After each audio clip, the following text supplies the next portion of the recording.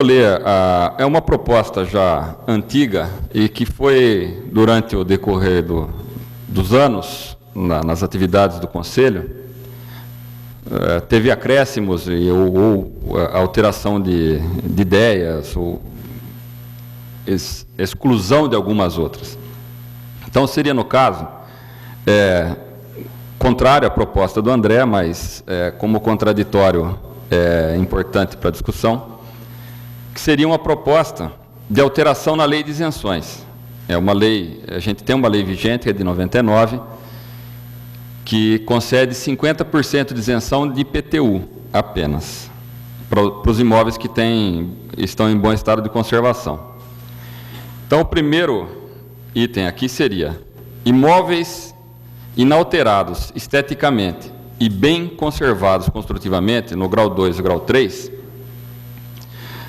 as edificações que mantêm-se originais ou com mínimas alterações estéticas tenham manutenção constante, não ostentem publicidade obstrutiva e ou degradante, estejam pintadas com as cores compatíveis às diretrizes de preservação e não tenham suas paredes usadas como painel publicitário, terão direito a 80% de desconto do IPTU e as taxas decorrentes disso. Imóveis descaracterizados ou deteriorados substancialmente. As edificações que forem recuperadas, estética e construtivamente, cujas obras de reconstrução ou restauro sigam um projeto arquitetônico e levantamento fotográfico devidamente aprovados pelo CONPAC, que contemplem a recuperação integral do prédio, obedeçam às diretrizes legais de preservação e atendam ao artigo 1º, terão direito à carência por 5 anos no pagamento do IPTU e taxas, e após esse prazo enquadrar-se-ão ao grau de proteção 2. Imóveis enquadrados nos 2 artigos acima e usados comercialmente por prestadores de serviço, as edificações enquadradas nos artigos 1 e 2, bem conservadas e que atendam às diretrizes legais de preservação, será extensivo também o direito à carência e aos 80%, ou o que legalmente for permitido, de desconto no pagamento do ISS. Imóveis pertencentes ao patrimônio cultural de Jaú, que venham a ser vendidos aos proprietários no ato da venda de imóvel que se enquadre nos artigos anteriores, será dada a isenção total, se a lei permitir, do ITBI. Aí uma observação: os benefícios serão concedidos aos proprietários que pleitearem os descontos apenas mediante pedido formal, reiterado anualmente e encaminhado à seção de Receita, após vistoria do Departamento de Patrimônio Histórico e respectivo parecer técnico, que ateste o bom estado de conservação da edificação, acompanhado de levantamento fotográfico. O processo será encaminhado à Secretaria de Negócios Jurídicos para deferimento. Essa é uma proposta que foi amplamente discutida e encampada, na época, pelo então presidente do Conselho de Preservação, Hamilton Chaves. Aí, eu compilei algumas propostas que não são de minha criação. Esses assuntos são discutidos amplamente já há pelo menos uns 40 anos. Então, não existe nenhuma novidade para quem é do ramo no que eu vou ler aqui, mas eu compilei algumas questões que eu acredito que, se não forem implantadas, não tem como haver preservação. Isenções fiscais, essas que eu acabei de ler. Defendo as isenções não como paternalismo. Além de ser uma aplicação mais prática, de uma funcionalidade mais rápida, o patrimônio histórico ele é de toda a cidade, de todo o estado, de todo o país, e, dependendo do caso, de toda a Terra, de todo o planeta, que são os bens tombados ou reconhecidos como patrimônio histórico da humanidade. Então, eu defendo as isenções porque é um bem de todos,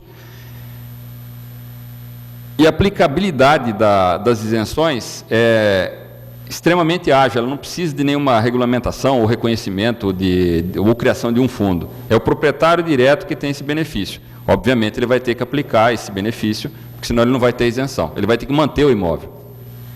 Regulamentação da transferência de potencial construtivo. Já é previsto no plano diretor e precisa ser regulamentado. Aplicação do IPTU progressivo para lotes e prédios fechados ou abandonados, históricos ou não, cuja prática comprovadamente seja para fins especulativos. Negação de alvarás para demolições também para os prédios sem interesse histórico, em que não haja compromisso firmado de execução sequencial de novas construções, para que não haja a prática da pseudo-facilidade de venda da terra nua, lembrando que os imóveis devem cumprir uma função social. A adoção do programa Oficina Escola de Artes e Ofícios, o POEAL, do Senai. Temos um Senai aqui. Regulamentação da publicidade, despoluição visual, chamamento para investimentos, aí no caso do chamamento é o poder público se comprometendo a fazer o papel do atraidor da atividade.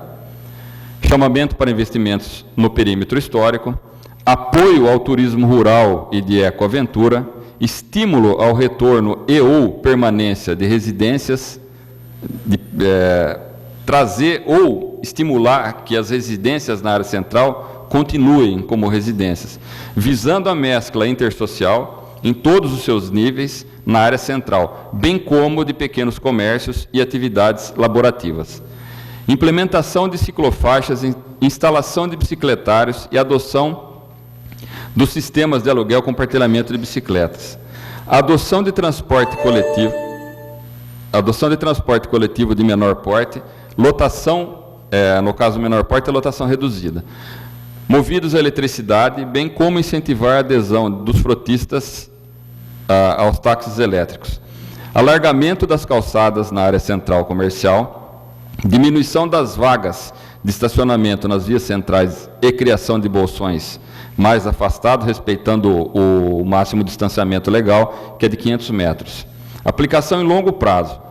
Projeto criterioso de arborização, paisagismo para toda a área urbana, aterramento da fiação hoje aérea em toda a área central, regularização e padronização dentro das normas de acessibilidade das calçadas, substituição da cobertura asfáltica por blocos intertravados e permeáveis, implementação de iluminação com postes mais baixos, compondo com os mais altos e de linguagem estética do início do século XX, seguindo os modelos da Praça da República, pactuar com Estado e União compromisso para o trazimento de trem turístico regional, requalificação urbana da região da estação rodoviária e do armazém de café, renaturalização do Rio Jaú e córregos na área urbana, visando integrá-los à vida dos cidadãos e para que ele tenha o valor que é dele, natural, reconhecido. Aqui embaixo tem uma observação que é apenas são apenas algumas propostas que podem ser acrescidas de outras. E aí, para qualquer outra dúvida ou discussão, eu faço depois. Obrigado. Obrigado, Dalbó. A gente agradece sua participação. Uma questão só de reflexão. O José Roberto Pena disse que precisariam de 3 mandatos. Aí vem mais essas ideias, né? Tem mais mandatos. Gente, se nunca começar, nunca mandatos. Termina. Eu acho que é o momento de se plantar o legado. Estava até falando com o André aqui. Às vezes precisa criar um departamento, ou seu próprio COMPAC, uma atuação diária, constante e volumosa, com aporte, para fazer isso acontecer. Não é uma ação isolada que vai bater o martelo e resolver isso aqui. Tenho sentido isso nas nossas conversas internas, e a gente percebe que realmente, se não começar, não termina. Não tem, é uma demanda que está ligado a Boulevard, a projeto Cidade Limpa, a questão de fiação, questão de estacionamento, rotatividade, a pessoa pega uma vaga na frente da loja e fica, e realmente cria aquilo, no seu entorno fica buscando lugar para parar.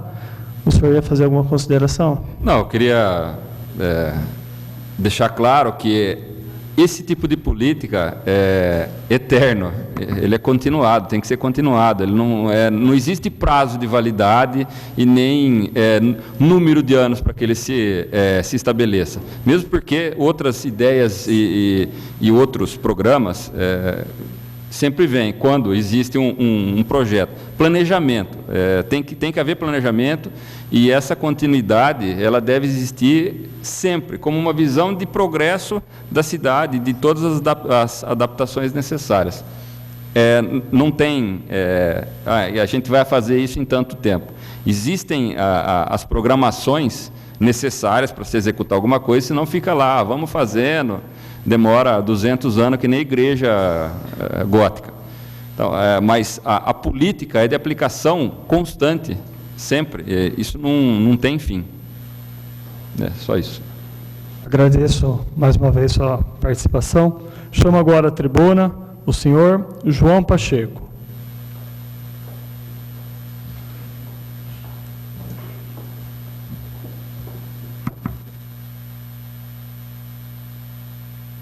Enquanto o João se dirige à tribuna, é importante, então, que, como relatório final dessa comissão da UBO, nós consigamos, através de todos os membros, de maneira bem consoante, apresentar, até porque foi tratado em audiência pública, uma condensação de boas ideias e exigir o seu cumprimento. Acho que isso é a grande força que a comissão pode contribuir, com essas boas ideias e a aprovação de um relatório final válido por audiência pública. Com a palavra, o senhor João Pacheco. Pois não. Só uma dúvida. A aprovação desse relatório final será através de uma outra audiência pública? Sim, nós estamos abrindo o prazo de 15 dias úteis para as pessoas, mesmo não presentes, cientes da audiência, colaborarem. Nós vamos coletar esses dados, nos reunirmos internamente, receber visita, fazer uma reunião aberta e uma segunda audiência para apresentar o relatório final. Isso se faz necessário, sim. Com a palavra, o senhor João Pacheco. Bom, boa noite a todos. Eu queria cumprimentar a mesa diretora na pessoa do vereador Charles Sartori, cumprimentar os vereadores presentes, o público presente, o público, aliás, de alto nível que está comparecendo para uma questão tão importante na nossa cidade, que é o patrimônio histórico. Eu queria só fazer uma correção na fala do secretário, que é um homem do diálogo, um homem reconhecidamente do diálogo. Só uma correção seguinte: eu quero crer que não tem ninguém que é contra o patrimônio histórico, André. Você falou assim, até tem pessoas que são contra. Ninguém é contra, nós todos somos a favor. Mas a cidade está pagando um preço. A cidade está pagando um preço em função disso. Eu estou aqui há 20 anos no comércio. E eu posso perceber o seguinte, o que acontece às vezes, até o Pena exauriu muito do que eu ia dizer, porque eu concordo que os empresários buscam oportunidades, e quando não tem essa facilidade, o que acontece? Já o empresário pula a nossa cidade e vai para outra. E o que acontece? A nossa comunidade perde. Todo mundo perde, não sou só eu que vou perder, não é só eu represento alguns donos de imóveis, porque sou corretor e administro imóveis. Mas existem várias empresas que eu tenho contato, que querem vir para Jaú e não encontram espaço. Por exemplo, eu posso citar um exemplo, Lojas Americanas, que é um espaço no centro da cidade, na Major Prado, não acha, não é possível, não tem um lugar para ela. Romeira quer colocar uma loja no centro da cidade aqui. Na verdade, hoje o que acontece? A gente precisa analisar a vocação da região. Uma loja de imóveis, uma loja de eletrodomésticos, ela precisa estar perto dos players. Quem são os players? Por exemplo, onde está a Magazine Luiza, onde está a Lojas Americanas, onde está a Magazine Luiza, onde está a Casa Bahia, onde está a Loja 100, a Romeira, por exemplo, só vai entrar ali. Ali não vai entrar uma loja que vai vender roupa. Naquele quarteirão, a vocação daquele quarteirão ficou para aquele segmento da economia. E isso tem que ser respeitado. Então, você negar a abertura de portas comerciais num imóvel naquela região é inutilizar o imóvel. É praticamente inutilizar. Por isso que até eu olhei aqui, eu falei assim, isso aqui é meio perigoso. Aplicação de IPTU progressivo para lotes e prédios fechados e abandonados. Isso vai acontecer. Isso vai acontecer. Porque se aplicar isso, vai tomar o imóvel da pessoa, porque o imóvel está fora se, por exemplo, o imóvel que permaneceu residencial num lugar hoje predominantemente comercial, nós vamos punir aquela pessoa que preservou, porque todo mundo derrubou. Essa pessoa que preservou o imóvel dele, eu não estou aqui requerendo que o imóvel venha abaixo, nós vamos derrubar. Nós não somos a turma da marreta, como o Antenor Zago falando, é a turma da marreta. Não, nós não somos a turma da marreta. Mas nós temos que fazer uma convivência harmoniosa. O imóvel tem que, você citou a função social, o imóvel tem que cumprir a função social. E a função social é o quê? É o gerar emprego e renda, fundamentalmente. Qualquer coisa fora disso é papo furado, é balela. O imóvel tem que... Eu tenho um exemplo, só vou abrir um parênteses. Eu vendi um terreno que estava parado há 52 anos. O imóvel lá um terreno de 3 mil metros do lado da... Só vou abrir esse parênteses, que não é relacionado ao patrimônio histórico, é relacionado à função social. O terreno estava parado lá, criando rato, mato e escuridão, se tornando até uma coisa perigosa. Eu consegui vender esse terreno. Consegui, através do meu relacionamento com alguns empresários de São Paulo, eu consegui viabilizar, conheci, e esse imóvel foi vendido por uma empresa do Jorge Paulo Lemon, que é o cara hoje, né? É o cara mais rico do Brasil. Ali, onde ficou por 52 anos parado, vai abrigar um pequeno mall. É um conceito mais moderno que é um shopping compacto, onde metade é estacionamento, metade é loja. O que eu só abri esse parênteses para dizer o seguinte: a função social tem que ser observada em todas as regiões da cidade. Se o centro, a vocação do centro é abrigar comércio, nós temos que permitir que sejam, pelo menos, abertas a portas comerciais. Se não é possível abrir porta comercial, você tem que dar acesso ao estacionamento. Porque um imóvel que não tem estacionamento e não tem porta comercial e está no centro da cidade, ele está aniquilado. Ele está fora do baralho, ele virou um mico. Isso, na jurisprudência, é considerado desapropriação branca, que tem parte da jurisprudência que entende que isso aí gera até indenização, porque o imóvel ficou inviável. Ou seja, o cara ficou com mico, o proprietário ficou com mico. Porque aquilo lá não tem... tem imóvel de 550 metros de terreno aqui em Jaú, no centro da cidade. E ninguém vai alugar da forma que está. E se for aplicado isso daqui, a prefeitura vai tomar, porque o IPTU progressivo vai tomar, porque não vai aparecer ninguém para alugar, não vai aparecer ninguém para usar. Ou seja, é uma guilhotina isso no comércio. Nós não vamos conseguir chegar a lugar nenhum. Há que ser analisado caso a caso, há que ser respeitadas, como retomo, a vocação daquela região e ceder um pouco, porque se não houver uma harmonia, até essa é uma oportunidade boa, André, para a gente estender uma bandeira branca, porque eu já me desgastei muito, já briguei muito, já fui bastante agredido, já agredi também. Essa é uma oportunidade da gente, daqui para frente, não achar que... Parar com essa dicotomia, sabe? Assim, nós somos contra. Ninguém é contra nada. Nós somos a favor de Jaú. Eu quero que Jaú cresça. Eu tenho na minha imobiliária Romeira querendo vir para Jaú e não vem. Lojas Americanas querendo vir para Jaú e não vem. Giga Magazine querendo vir para Jaú e não vem. Drogaria, o Beto falou que não pode ter mais drogaria, porque aqui só toma remédio. Eu tenho a Pague Menos, querendo vir para cá e não vem. A Pague Menos é a 4ª maior do Brasil. A primeira é Drogazil, a segunda a primeira Drogazil Raia, a segunda é Pacheco, São Paulo, a terceira é Nicei, Pague Menos é a 4ª maior. Quer dizer, faturamento de bilhões.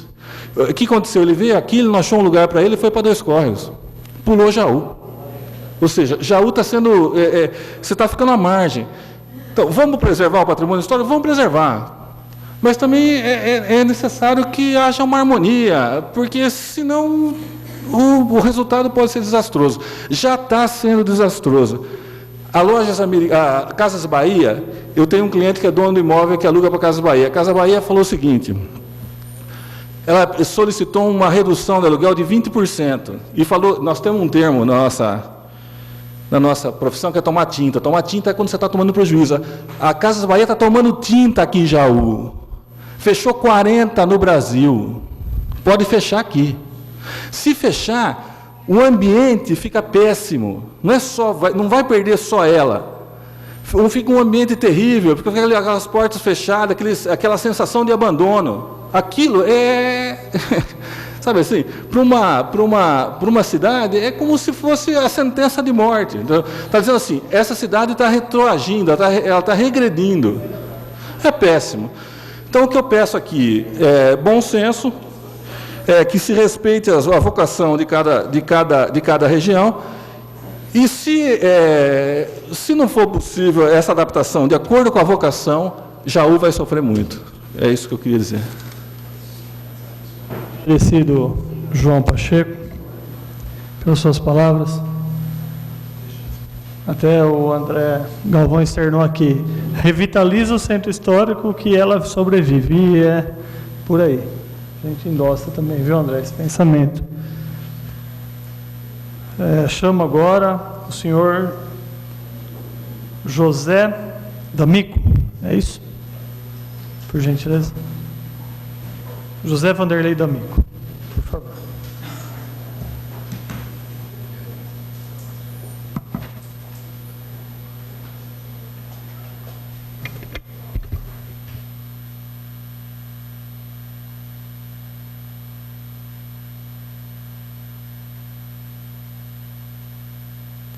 Todos, muito obrigado pela oportunidade. Agradeço ao Charles, Dalbol e ao André.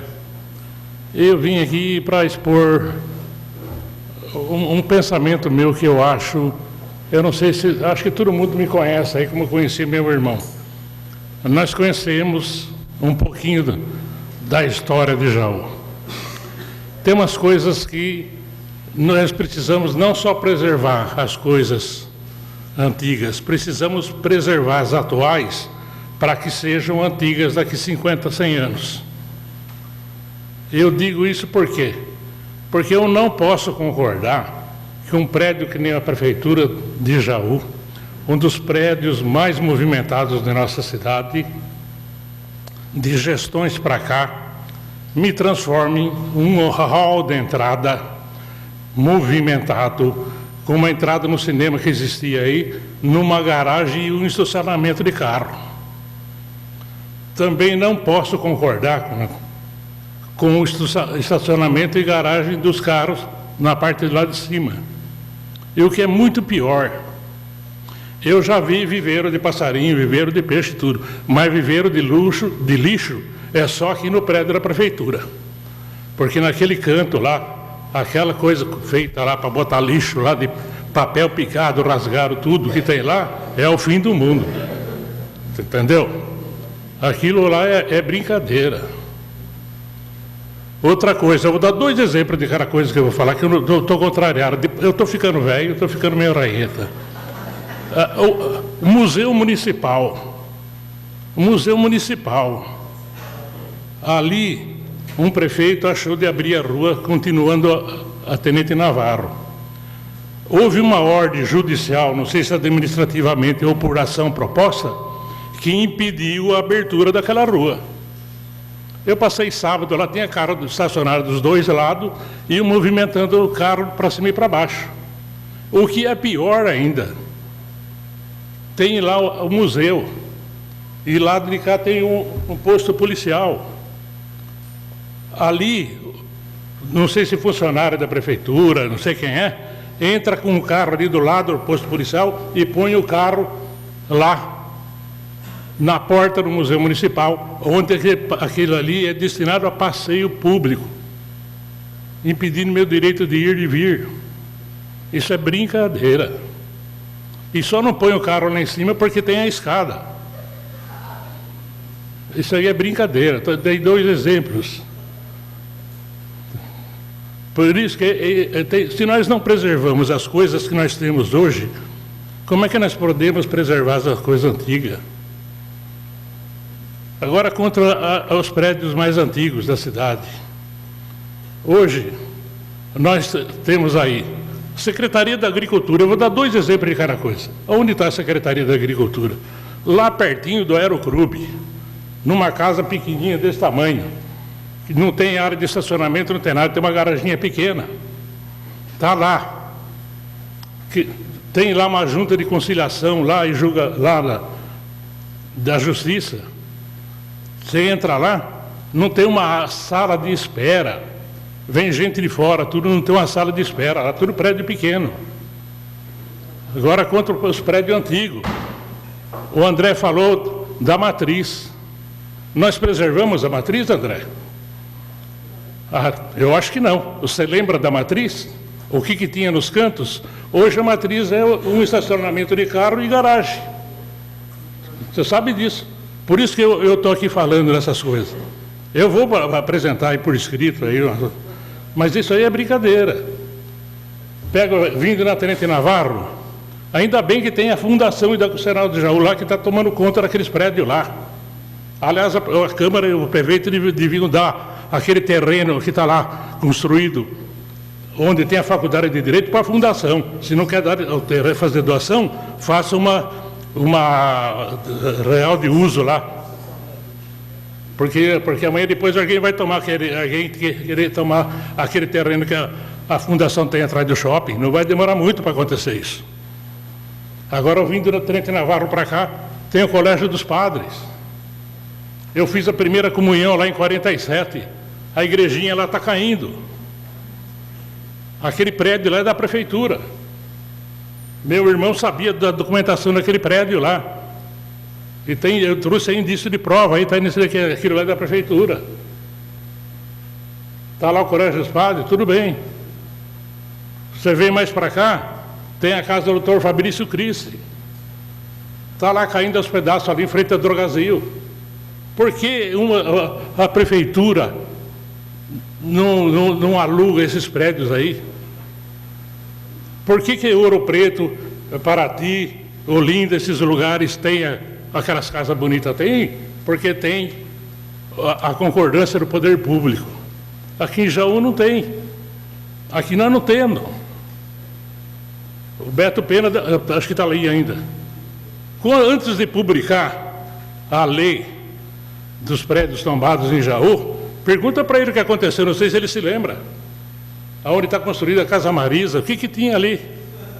O que tinha ali? Eu era pequenininho, eu ia lá levar processo lá, do Joaquim Fernando Paes de Barros, do Dr. Silvio Fernando Paes de Barros. Antes de publicar a lei, 2, 3 dias depois, antes de publicar a lei, num sábado, a Major Prado se fechou para alguém ir com uma máquina enorme lá derrubar a casa. O Beto é testemunha. Como é que nós vamos preservar se nós não temos? Os poderes de Jaú não tomam providência. Depois, daqui 4 anos, vai se mudando, as leis são esquecidas.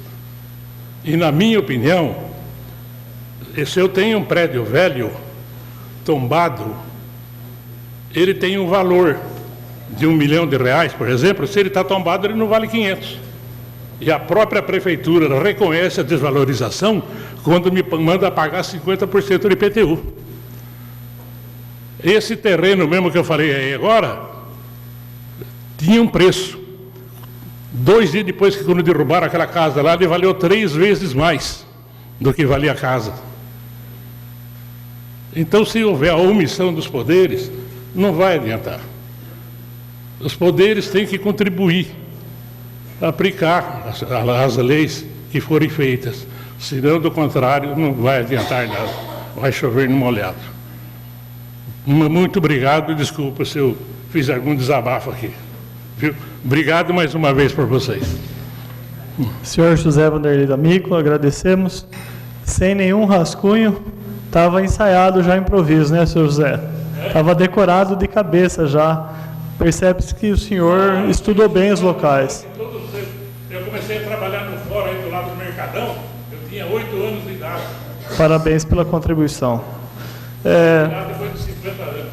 Aproveito então a sua ideia e sem a gente, sem nos falarmos antes, eu tenho uma proposta, já vou colocar então, ia colocar no final, já adianto essa parte.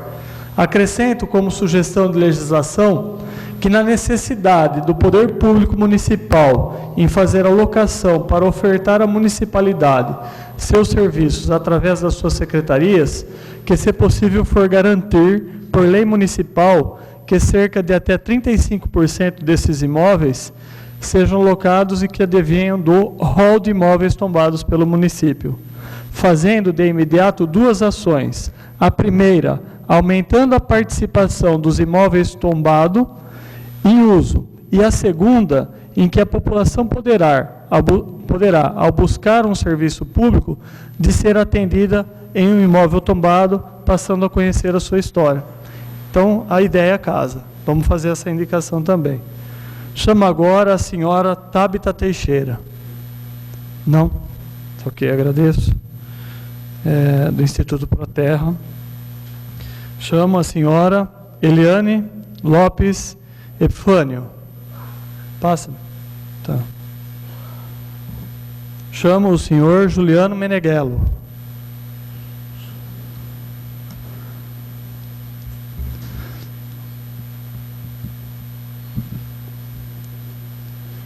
Enquanto o Juliano vem, gostaria de passar imagens da pasta 137, por gentileza.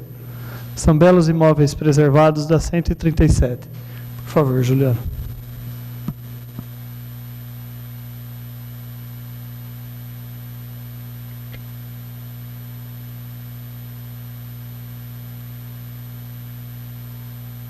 Já externei ao Dabó e ao Compac as felicitações, porque o rol que se deve hoje de imóveis tombados, embora todas as contestações estão aí, estão em sua maioria conservados, e é isso que nós temos que trabalhar aqui para frente, torná-los, como o João disse, uma praticidade, uma vida social para eles. Parabéns aí para todos vocês que se esforçaram muito para manter esse patrimônio em Jaú. Cabe agora essa rodada da gente unir as forças, as boas ideias para poder desenvolvê-la. Está aí a rodoviária, né?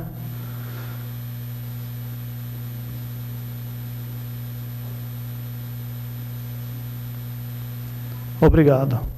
Com a palavra, o senhor Juliano Meneghello.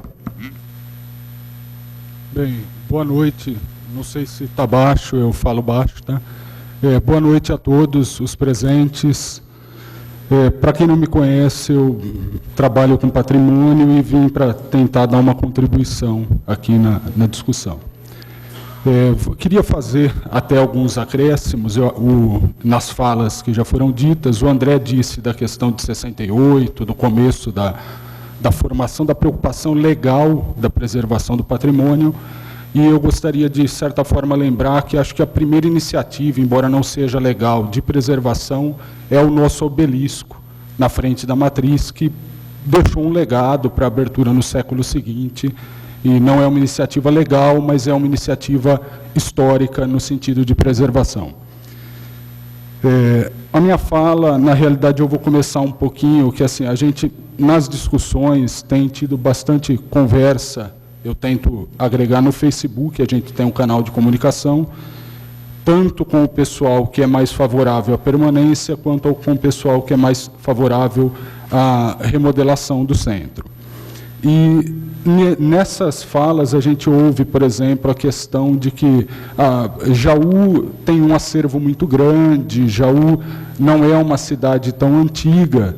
E eu queria começar um pouco a minha fala fazendo um comparativo com o município de Amparo, que historicamente tem uma formação que cronologicamente é equivalente a Jaú, tem metade da população do município de Jaú e tem 535 prédios que são considerados patrimônio.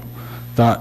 Tem um índice de desenvolvimento humano melhor do que de Jaú e tem uma renda média per capita maior do que a de Jaú, embora tenha um volume de patrimônio maior. Então, eu queria comentar que, nesse sentido, a questão do patrimônio é uma coisa que, na história, na ciência histórica, a gente chamaria de um processo de longa duração. Não vai acontecer em uma gestão, como já foi comentado, nem em duas. É um processo, de certa forma, permanente e que vai sendo construído e que, para essa construção, nós temos que ter a efetivação de uma política pública real para patrimônio cultural. Tá? Para citar, então, algumas coisas de amparo, o trabalho de amparo tem mais de 30 anos, passou por uma questão de discussão com a comunidade, envolvendo memória, identidade e o sentido de pertencimento. Foi desenvolvido um processo do que a gente chama de cidade limpa, tá? Uma normatização para publicidade. Essa normatização, todos os processos legais envolvendo patrimônio e amparo, eles foram amplamente divulgados. A prefeitura se preocupou em fazer cartilhas, envolver a comunidade, inclusive no sentido de divulgação e de informação dessas legislações criadas. Então, com esse processo, nós temos também, por exemplo, a implementação do cabeamento subterrâneo em parte do centro, a proibição de asfalto na zona central de interesse histórico. E hoje Amparo tem um contexto de visitação que não ocorre sozinho. Amparo faz parte de um complexo, que é o Conjunto das Águas do Estado de São Paulo. São 9 municípios, e o turismo não é especificamente em Amparo, mas no conjunto dos 9 municípios recebe, por ano, 7 milhões de pessoas. Está num turismo voltado, basicamente, para turismo arquitetônico, para a questão do rural, da gastronomia e da atividade, como tem em Brotas, aqui próximo a nós, que é o turismo de aventura. Tá?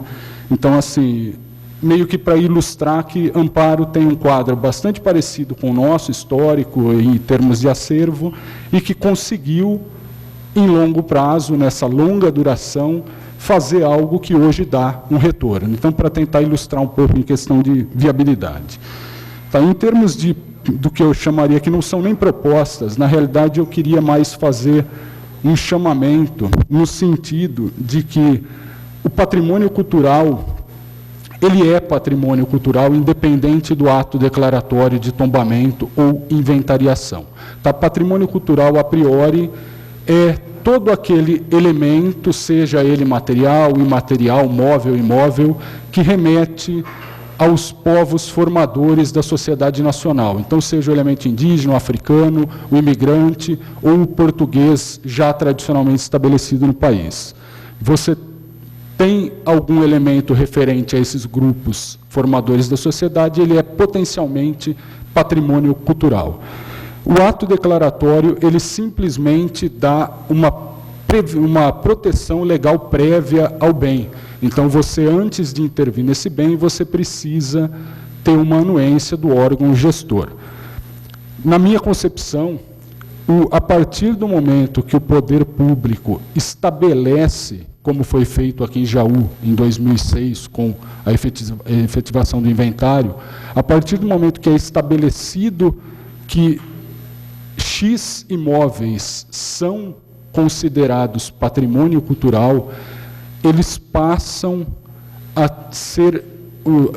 existir uma coparticipação do poder público nesse processo, porque ele define que aquele objeto é de interesse social, de interesse da coletividade, além da questão de individualidade.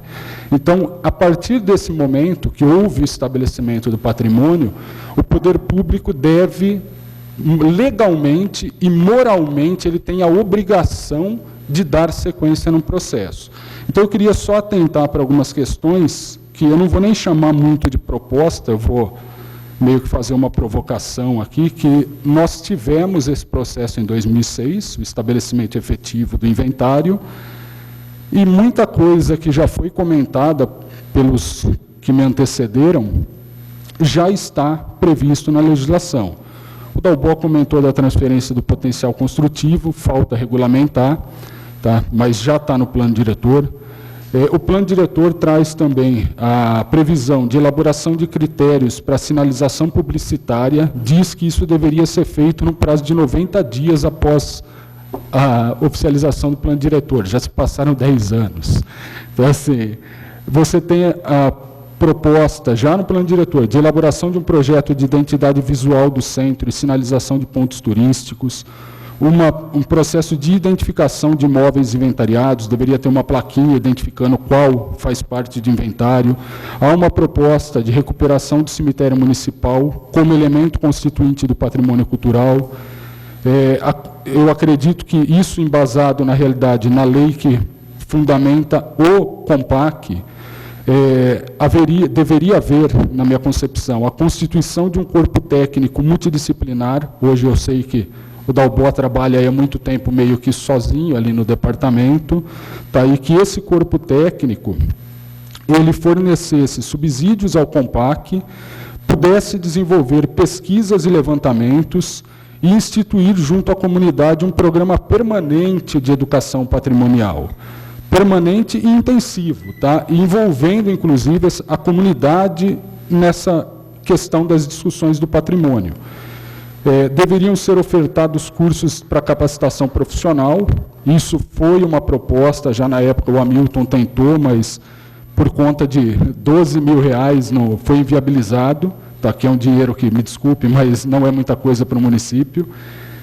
O encaminhamento do valor resultante da aplicação de eventuais multas, eu acredito que poderia ser encaminhado para o Fundo de Conservação do Centro e do Perímetro Histórico, está previsto no plano diretor. Funcionaria, eu vou tentar fazer uma abordagem rápida, todo o valor referente à transação de transferência de potencial construtivo do município, o valor ali movimentado, 3% dele iria para esse Fundo de Conservação do Patrimônio e seria utilizado para obras relacionadas à preservação do patrimônio histórico, cultural, e como seria o caso, por exemplo, da questão do cabeamento subterrâneo, poderia ser subsidiado por esse dinheiro. E acho que na questão do Fundo Municipal de Cultura, que foi aprovado, mas até agora está meio sem funcionamento, eu acredito que poderia ter uma regulamentação, fala já da questão do repasse de ISS para projetos, que houvesse essa regulamentação efetiva e que, de repente, pudesse ser passado, como é o caso do município do Rio de Janeiro, que tem 5% do ISS transferido para projetos da área de patrimônio ou de cultura, de uma forma geral, e 5%, se a gente pensar isso meio que garantido anualmente para a questão, a gente teria algo em torno de R$450 mil anuais para ser destinado. Seriam medidas que poderiam auxiliar na questão da contrapartida aos proprietários. Eu acho que assim, o patrimônio ele deve ser celebrado, deve ser preservado, mas não pode ser uma carga jogada somente nas costas do proprietário. A contrapartida ela é importante para a própria viabilização do uso e da conservação. Tá? Eu acho que, basicamente, falando rapidinho, era isso. Só amigo, por gentileza. A legislação que você comentou de preferência para a locação de imóveis que são patrimônio já existe. Leite. Maria Luísa Almeida Leite. Já existe. Sim, a gente precisa aplicar, eu peguei hoje essa lei, inclusive, de autoria da Maria Luísa Almeida Leite, salvo engano. Vários legisladores vêm atuando, o Zanato, Paulo Matar, Maria Luísa Almeida Leite, e entre outros nessa gestão também atuando bastante. O que eu gostaria de te pedir, Juliano, a gente percebeu o profundo conhecimento seu, atual, de locais que estão dando certo. Em contrapartida, não se precisa pôr várias e novas propostas, e sim cobrar de legislação que já existe. Sim. Pediria para você, para o senhor, por gentileza, se pudesse nos deixar essas anotações, se tem aí, ou se pode depois protocolar. Junto Tá, à eu Câmara. faço algo Por gentileza. mais detalhadinho, protocolo, inclusive colocando outras coisas que hoje foi meio corrido. Agradeço. E só mais um minuto, me permita. Eu percebi a preocupação do João Pacheco na fala em poder participar efetivamente quando for sentar Tá. para condensar essas ideias. A preocupação, por exemplo, em falar assim, Dalbó, se fizer isso, vai onerar, como você mesmo disse, Juliano, vai onerar, vai penalizar aquele que protegeu. Seria importante algumas visões, e essa comissão, Vanucci, fazer alguns convites para essas pessoas participarem quando nós nos reunirmos, para que o senhor Juliano venha, para que o senhor João venha, para todos aqueles que se inscreveram, estenderam o convite, que venham, porque às vezes algo que alguém falou na tribuna é conflitante às vezes com uma outra ideia, e se somando se acha um caminho interessante. Agradeço sua participação, Juliano. Ok. Amparo tem 5 graus de proteção, nós temos 4, Amparo tem 5. O último grau, que seria equivalente ao nosso 4, que lá é o 5, não tem isenção nenhuma. Para os outros graus, eu anotei aqui, o grau 4 deles tem 15% de isenção de IPTU, o 3 tem 25%, o 2 tem 35% e o 1 tem 100%.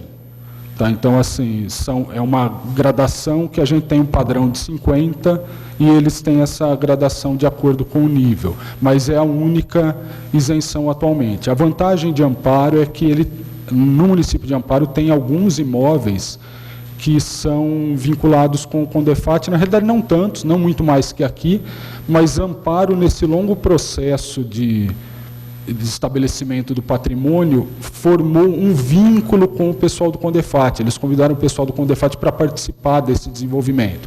Então, eles têm lá a viabilização de projetos de restauro que saem via auxílio Condefat. Mas lembrar que Amparo é mais antigo que o Jaú. Não, Amparo é pouco mais antigo. O Jaú começa a ocupação oficialmente em 1830, mas a gente já tinha alguns fogos aqui. Tá? E Amparo é do finalzinho do 19, começo do 20. Então, é uma diferença pequena, coisa de 20 e poucos, 30 anos. Tá? Não muito acentuado, tanto é que economicamente passa, historicamente, pelo mesmo período, processo cafeeiro e a mesma coisa. Tá? Obrigado mais uma vez, senhor Juliano Meneghello. Chamo ao uso da palavra na tribuna o senhor Marcelo Prado.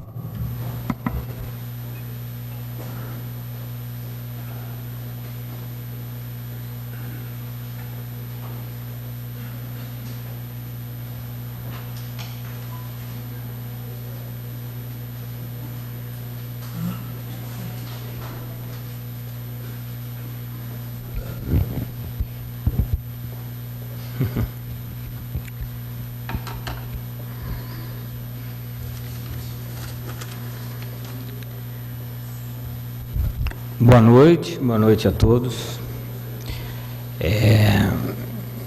Eu não preparei muito material aqui, mas a intenção é vir participar mesmo, porque eu acho que a gente tem que ter várias cabeças pensantes, várias frentes, para se chegar num interesse comum, que é o desenvolvimento melhor da nossa cidade. Todo mundo ama Jaú, isso não precisa falar, então vamos pensar junto, porque é uma cidade, né? E, muito bem, Jaú tem uma história voltada à agricultura, conservadora, né? Que isso se estende até os dias de hoje e que ninguém pode falar assim de ser uma cidade progressista, que vai ter um desenvolvimento muito grande, porque não é a vocação de Jaú ser também uma cidade como Bauru, por exemplo, que é uma cidade que cresce muito mais que Jaú. Mas também essa vocação de preservacionista tem que também tomar cuidado para não engessar a cidade, não segurar o desenvolvimento da cidade. E, né, é muito interessante, é bonito, Xangri-Lá, né, uma cidade tombada, na qual você tem um turismo do patrimônio, né? Mas será que a gente tem tanta vocação para isso? É uma questão que tem que se pensar. A cidade ela tem que ser atrativa, ela tem que ser uma cidade que tenha energia para desenvolver, para ter empregos, para crescer. Não precisa ser de forma muito expansiva, mas tem que ter vida atrativa, né? E um fator que tem que para isso é o emprego, trazer pessoas para cá, né? E não perder habitantes. Que Jaú, muitas vezes, nós do setor imobiliário, a gente enxerga essas questões muito mais do que a prefeitura, muitas vezes, e o próprio cidadão que não sabe muito bem para onde nós estamos indo, né? O ramo imobiliário é um ramo que dá percepção de muitas questões do desenvolvimento da cidade. Então, eu me sinto apto, né? Eu frequento, para quem não me conhece, sou do ramo imobiliário, sou membro do Secov, que é um conselho, um sindicato patronal do ramo imobiliário, e a gente debate muito crescimento de cidade, desenvolvimento, tombamento, patrimônio, né? E a gente percebe que coisas que muitas vezes o cidadão não está enxergando, né? Então, eu sinto com pouca voz ativa no sentido do seguinte: patrimônio, nós temos o Conselho do Patrimônio Histórico que atua muito bem, já faz... Quanto tempo que tem o Compac aqui? 13 anos. Fez um trabalho de 13 anos que foi muito positivo para Jaú em questões de preservação, que é imprescindível numa cidade que queira preservar sua história. O meio ambiente, através do CONDEMA, que tem um representante, o Josael, que também é importantíssimo, ainda mais no mundo que a gente vive hoje, da ecologia, sendo um ponto principal aí para a humanidade, né?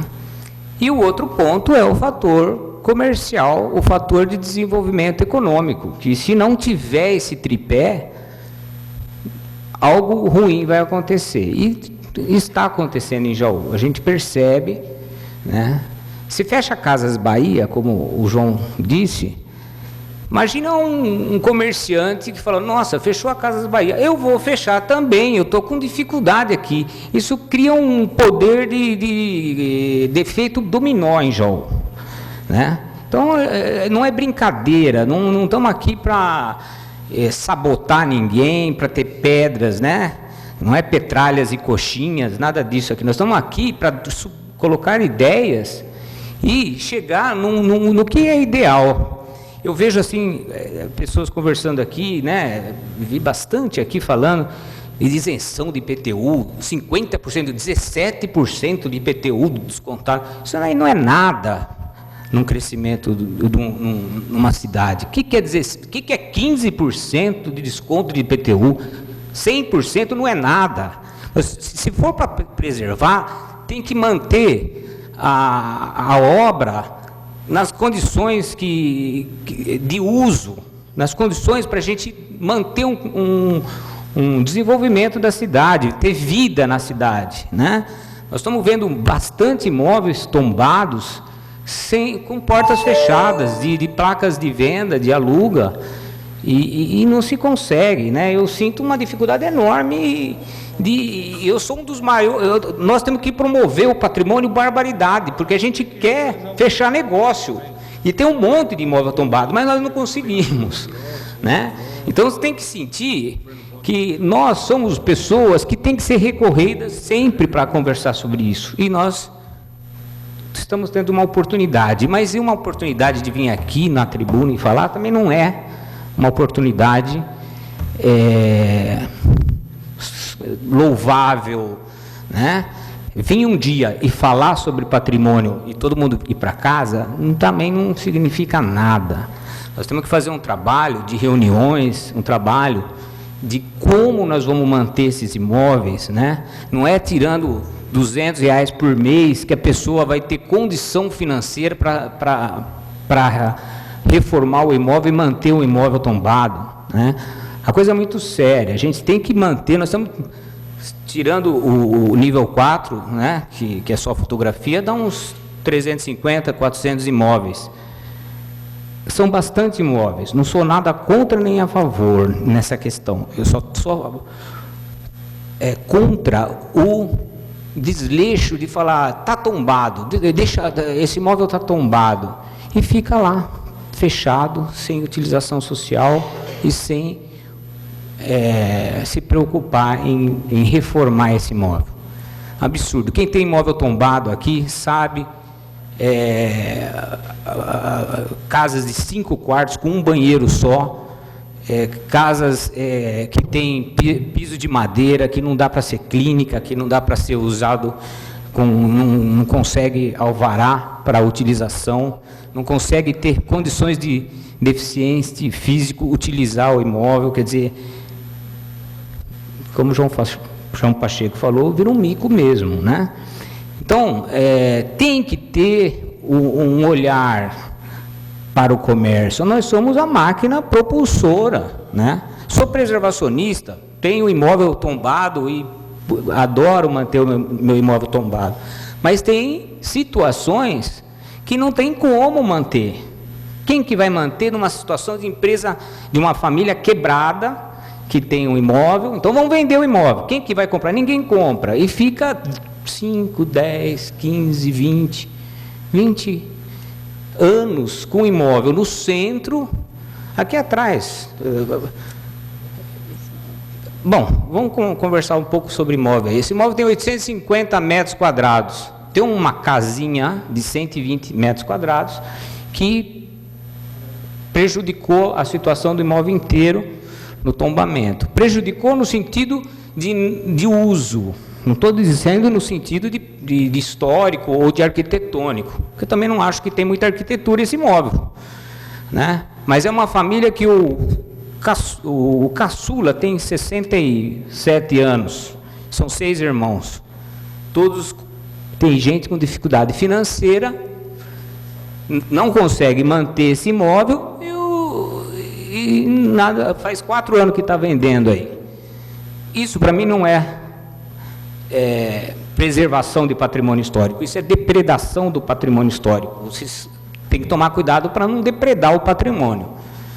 Querem preservar? Então vamos, a sociedade, se mobilizar, vamos fazer captação financeira e vamos preservar esse imóvel de uma família que não tem condição. Quer vender por 200 mil, 100 mil? Não vai vender, também não... São 6 irmãos, o que vai dar 200 mil dividido por 6? Né? Então, quer dizer, algo se tem que fazer numa situação dessa. Eu acho assim, tem que pegar caso a caso e ser estudado e tentar viabilizar a questão de uso, a questão de fazer utilidade dos imóveis, de tornar Jaú vivo, né? Próximo. Isso é a casa maravilhosa. Tem gente que fala, olha que lindo, né? Casa. Nem o dono, ninguém vai querer tombar, demolir um imóvel desse. Então é muito diferente de você pegar uma casa que ela tem pouca situação de arquitetura, que a maior história daquela casa lá é da família que morava lá, e a família não está nem aí em querer preservar a história dela, entendeu? A história arquitetônica, ela tem um motivo arquitetônico? Tem, mas uma casa dessa é muito mais do que aquela casa lá. Isso é uma beleza que não tem quem não passa e não olha nessa casa, né? Então tem que ver caso a caso, né? Próximo. Isso daí eu cheguei a um ponto, não sei se não dá para ler, mas tem uma placa ali que eu coloquei fora do patrimônio histórico. Olha que ponto que a gente chega. Vende fora do patrimônio histórico. Eu tenho que colocar para a pessoa saber que ela vai comprar o terreno, porque a casa não tem condição de reforma esse imóvel. Então, é um imóvel no centro, que não é tombado, que ela pode usar como um terreno. Tem que chegar ao ponto de escrever isso. É difícil para nós do ramo imobiliário. Eu quero que vocês tenham um pouquinho de sensibilidade para sentir. Não estou querendo ganhar dinheiro, não é nada disso. É sentir a gente querendo fazer a cidade ter vida no comércio, porque a gente tem uma profissão que nos gratifica vendo imóveis que a gente locou e que está desenvolvendo, está crescendo, está dando emprego, está gerando progresso. E a gente não consegue aqui em Jaú em certas situações. Esse imóvel aí é um imóvel que eu que tenho sensibilidade comercial